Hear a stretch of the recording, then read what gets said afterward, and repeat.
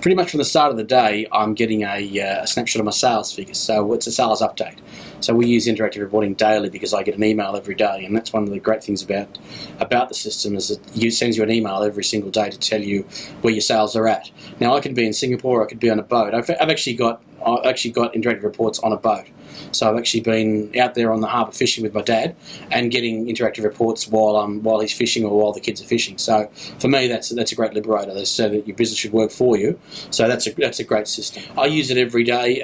Margin violation is one of my pets. I, like every other business, live in fear that someone's going to invoice something at zero. It has happened to us. I'm sure it happens to a lot of businesses where the price just drops off. With any software system, how do you know that you've sold something below cost or even you've given away something for free? I use it for reviews. We have reviews with our customers. So what happens is our sales force goes to our customers and customer groups and says, this is where you're up, this is where you're down, this is our top 20. This is your top 20. So what we do as a sales process, we talk to our customers and say, this is what we sell. Sandhurst sells the top 20. Olives, sun-dried tomatoes, eggplant, and you're buying everything except the pesto. Why aren't you buying the pesto? Because it's one of our most popular lines. And then it creates the discussion for the customer. Well, we're actually buying a pesto, but it's cheaper or it's more expensive. And then you initiate a sales discussion. So then you then go about trying to close a sale. We get regular updates from the system. We find out which group is actually more profitable. We use it for our supermarkets.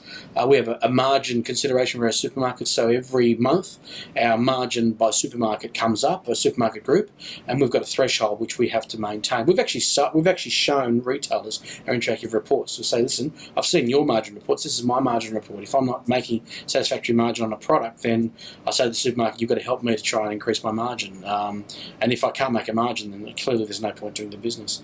The thing I find about interactive is we've taken it with us with at least 3 software systems we've bought. So we originally had MYOB, moved up all the way to Premier Enterprise, all the way to the big part of town, outgrew Enterprise, Premier everything, and then we moved over to another system, and they said to us that it could do the same thing that interactive does.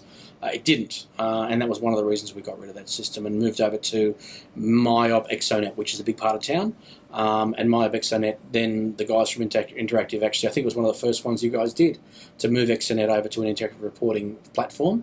And now we're quite happy with the reporting from Exonet. How we first found out about it was we did a search and we wanted more information from our system, and we were clearly unhappy with the level of reporting that that came as standard in your BIforMYOB accounting package, which as you know is okay, but it's nowhere near what it should be. So I have recommended it to a lot of colleagues, and I say, listen, as you grow your business, I know you see every invoice. I used to see every invoice in Sandhurst. I used to see every single invoice cut. I don't see every invoice. I don't even know every customer anymore. I used to know every customer. It's a natural progression for a business to grow, and as you grow, you need information to replace that gut feel. So I say to the guys that are growing, I said, by using interactive, you can actually then manage your sales force. You can manage your product line. Yeah, that's the other thing about product. I mean, which products are not making you money? If there's a reason why you're selling a product at a below acceptable margin, that's fine as long as you know what it is. I've had accounting people saying, listen, you know you're not drawing as much margin on this, or you know you're losing money on this account. I said, yes, I know that because Interactive told me that. But at the same time, if I know that ahead of it, the worst thing is someone walking into my office saying, you know, we're losing money on this line. And I said, I didn't know that.